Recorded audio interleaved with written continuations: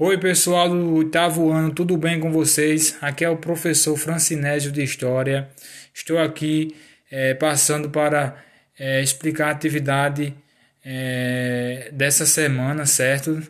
E vocês estarão recebendo um caderno de atividades e na nossa parte de história teremos três atividades, certo? E vocês vão fazer apenas essa primeira aí, certo? Que eu estou mostrando a vocês aqui agora, ó.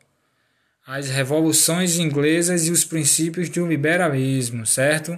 Vocês vão fazer essa primeira parte e fazer o exercício. As outras atividades vocês vão deixar para fazer semana que vem e eu estarei explicando a vocês. Primeiramente, pessoal, peço a vocês que vocês continuem participando, não deixem de fazer as atividades, viu? Porque é muito importante. A nossa avaliação será baseada na participação de vocês. Inclusive, pessoal, é muito importante para a nossa aprendizagem, né? A gente participar das atividades, tirar dúvida com o professor e fazer a atividade, certo? Então, explicado isso, vamos dar início aí. Bom, como eu adiantei para vocês, o tema da nossa aula de hoje é as revoluções inglesas, certo? E aí vemos um texto falando sobre essas principais revoluções inglesas, que foram duas, a Revolução Gloriosa e a Revolução Puritana, certo? Eu não vou ler esse texto aqui para vocês, vou dar apenas uma explicação breve, porque se eu for ler o vídeo vai ficar muito longo, certo? E em seguida, pessoal, no fim, na verdade, no final, temos na nossa atividade composta por 5 questões que vocês vão responder aí no caderno de atividade. Se não der para responder aqui no caderno de atividade, vocês fazem no caderno de vocês, tiram uma foto e me enviam. Lembrando que se vocês fizerem no caderno de vocês, de casa, vocês não precisam copiar o texto, viu? Copiem apenas as perguntas e as respostas aqui da atividade, certo? Para vocês não perder muito tempo e gastar muita folha de papel aí, viu? O importante é ter atividade e fazer atividade, certo? Então, bom, pronto. As revoluções inglesas, pessoal, essas revoluções estão baseadas como eu posso dizer a vocês, num desconforto, num contestamento pela classe burguesa perante a monarquia liderada pelo rei e ao antigo regime, né, que é baseado no absolutismo monárquico, que é o rei que tem o poder. A monarquia é um sistema de governo que tem o rei como soberano, que dita todas as regras, certo, do país. E nesse regime aí, os privilegiados são o rei e a nobreza, que tem muitos privilégios, e os outros grupos que formam a sociedade inglesa dessa época acabam pagando o preço. E também eles reclamam por mais direitos, como a autonomia das pessoas, o direito de escolher seus representantes, a liberdade de tocar seus negócios da forma livre e que o rei não venha interferir nesses assuntos, certo? O direito de ter representantes no parlamento inglês, que nessa época aí temos o parlamento, mas é um parlamento voltado para a nobreza, para as pessoas que têm nascimento nobre, certo? Que é as pessoas que têm direito de nascimento, que têm privilégios. E essa camada aí de burgueses, camponeses e outros trabalhadores urbanos não têm os privilégios e os direitos da nobreza e do próprio rei, né? Outra coisa também importante dessa época aí, que inclusive é foco da Revolução Puritana, pessoal, é a questão da intolerância religiosa. Vai surgir um rei nesse período aí na Inglaterra que vai acabar com a liberdade religiosa inglesa, que era baseado no protestantismo da igreja anglicana, como vimos na Reforma Protestante, a questão do anglicanismo, de Calvino, que foram ideias que contestaram as doutrinas da Igreja Católica. Aí vai surgir um rei aí que vai colocar isso abaixo, vai acabar com a tolerância religiosa. Os ingleses não vão ter mais direito de frequentar suas igrejas, como o anglicanismo. Ele, por ser um rei católico, ele traz de volta à cena a doutrina e religião católica, certo? É isso que vem explicando aí. A primeira delas foi a chamada intolerância religiosa, por ter influências católicas. Ele não permitiu o calvinismo, perseguindo aqueles que praticavam tal religião. E esse rei aí é o Jaime I, certo? Que vem substituindo a rainha Elizabeth I. Ela morreu e não deixou nenhum herdeiro. Então sua dinastia acaba e começa a dinastia desse rei aí, Jaime. A dinastia Stuart, certo, pessoal? Outra coisa também é o direito divino dos reis. Esse rei traz isso de volta, esse absolutismo, o direito divino, como o rei fosse um escolhido por Deus e ninguém aqui poderia contestar as suas ações. Isso também causa revolta nesses grupos da burguesia que querem mais liberdade, né? E também querem ter o direito à representatividade e eles não estão se sentindo representados, né? Outra coisa também, com tudo isso se acontecendo, vão sendo criados outros mecanismos por outros reis que vai, consequentemente, levar a uma guerra civil na Inglaterra, como vocês podem ver aí, lá aqui embaixo, ó. Essa parte aqui, ó.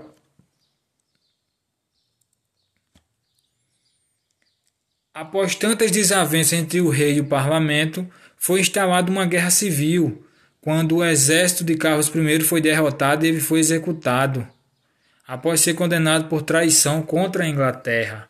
Por quê? Os burgueses tinham alcançado o parlamento tinha a Câmara dos Comuns e a Câmara dos Nobres, que representava a nobreza. E esse rei aí, Carlos I, ele queria trazer essa questão do direito divino, como eu disse a vocês. Que é o quê? Acabar com o parlamento, com os poderes do parlamento, ou seja, o povo comum e a burguesia não teria mais seus representantes, não teria mais seus direitos sendo respeitados e o rei ditaria todo o processo, todo o andamento da sociedade. Tudo que o rei dissesse seria acatado. As pessoas não teriam mais direito da voz. E isso aí causou essa guerra civil, como a gente pode ver aí, ó. Logo após essa guerra civil, entre os anos de 1649 e 1658, ocorreu o que foi chamado de Revolução Puritana. Na época, a Inglaterra era governada por Oliver Cromwell, que também acreditava no autoritarismo do rei como base do governo.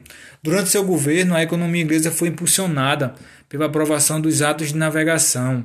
Com essa lei, as mercadorias negociadas com a Inglaterra só poderiam ser transportadas em navios ingleses ou nos navios dos países que haviam produzido as mercadorias. Essa medida fortaleceu a marinha mercante da Inglaterra, fazendo com que esse país se tornasse a maior potência naval do mundo, certo, pessoal? Dando continuidade, certo? Vimos aí embaixo algumas reivindicações que essas revoluções pediam sendo atendidas, como a Declaração de Direitos, a Bill of Rights, documento que pôs fim ao absolutismo e instaurou na Inglaterra a monarquia constitucional, sistema que limitava definitivamente os poderes do rei e ampliava os poderes do parlamento. A partir de agora, a monarquia inglesa ia ser regida por uma constituição.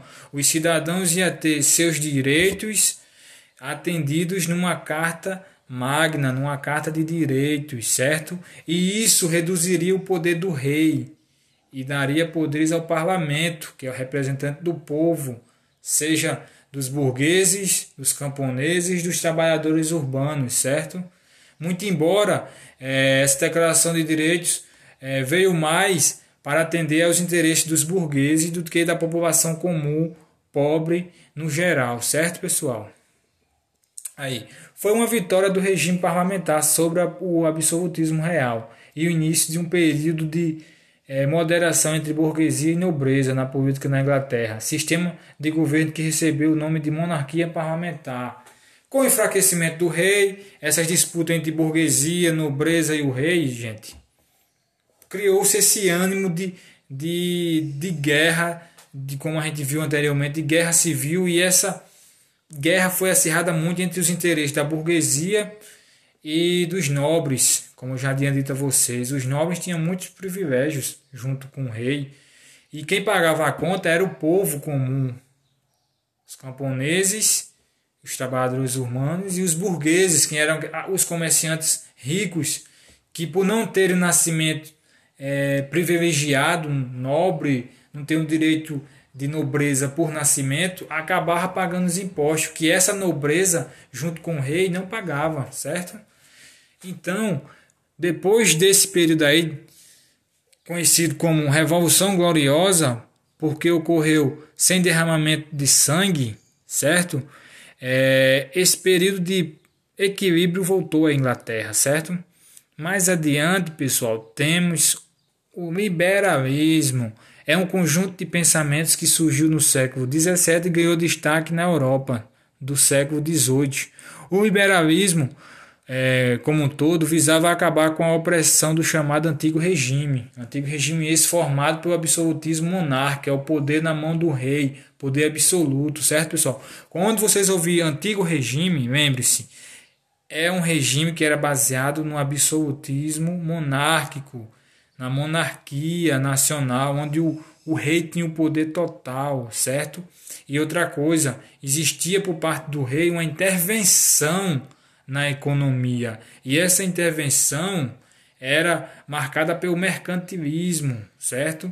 Onde o rei intervia nas políticas monetárias, no valor das mercadorias, na circulação de mercadorias, com quem pode negociar, quem não pode, certo? Quem paga mais imposto, quem não paga. Isso aí foi contestado e foi, de certa forma, superado pelo liberalismo. Para os liberais, o ser humano era dotado de direitos naturais que assegurariam o direito de todos os cidadãos de participar da política e da economia, de trabalhar, acumular riquezas e adquirir uma propriedade privada. Isso mais não viria mais daquele direito de nascença, que no antigo regime os nobres tinham esse direito, a nobreza. O cara ser rico, ter dinheiro, ter posses, ter terra, ele deveria nascer numa família nobre, numa família abastada, ter um título de nobreza. E com o liberalismo, não. Os burgueses poderiam ascender e ter direito a alcançar a riqueza e outros cargos de poder político com acúmulo de riqueza, certo, pessoal? O que antes era destinado ao direito de nascença dos nobres. Dando continuidade. Do mesmo modo, eram direitos naturais à vida, à liberdade, sendo vedada ao Estado qualquer forma autoritária e injustificada de restrição da liberdade ou assassinato dos cidadãos, coisa que acontecia no antigo regime, certo? Do absolutismo monárquico, onde o rei, ao seu bel prazer, poderia julgar, condenar à morte um cidadão sem ele mesmo ter direito a um julgamento digno, certo? Aí entra aí os direitos das pessoas que foram consolidados lá na Revolução Puritana, também na Revolução Gloriosa, a questão dos Bill of Rights, que é o direito do homem, certo? Que é o direito do homem ter uma representação, uma defesa perante um tribunal. O rei agora não tinha mais aquele direito de julgar, condenar e matar a pessoa sem a pessoa ter um julgamento digno, certo?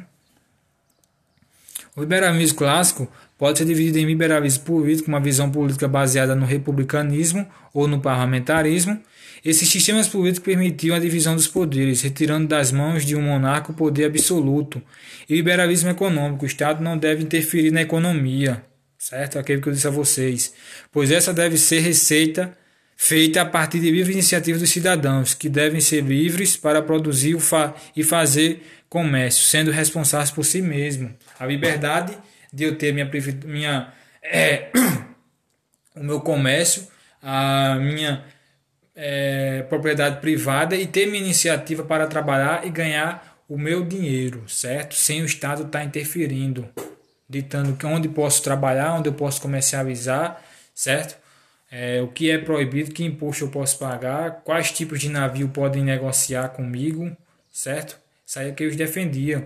E essa questão do liberalismo político, a visão baseada no republicanismo, a república é um sistema de governo, pessoal, onde tem o presidente como poder executivo, Aí temos o Poder Judiciário e o Poder Legislativo. O Legislativo é a Câmara dos Deputados e o Senado. E o Judiciário são todos os órgãos do Judiciário, presididos pelo STF aqui, né? Na nossa realidade. E o republicanismo é o presidente que é representante do Estado e chefe de governo, certo? Já no parlamentarismo, não. Temos o presidente ou o rei, certo? Mas quem é chefe de governo é o primeiro-ministro, certo? No parlamentarismo.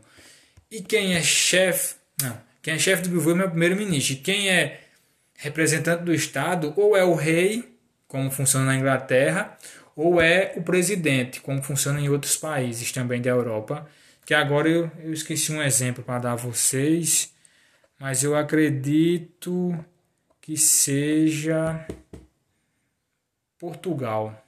Portugal é o primeiro-ministro também. Mas enfim, eu vou pesquisar depois de um exemplo mais claro para vocês, certo?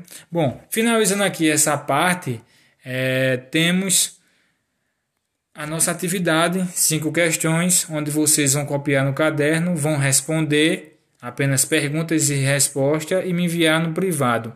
Qualquer dúvida que vocês tiverem, pode me perguntar no privado do WhatsApp, viu? Estou aguardando o contato de vocês. Até mais.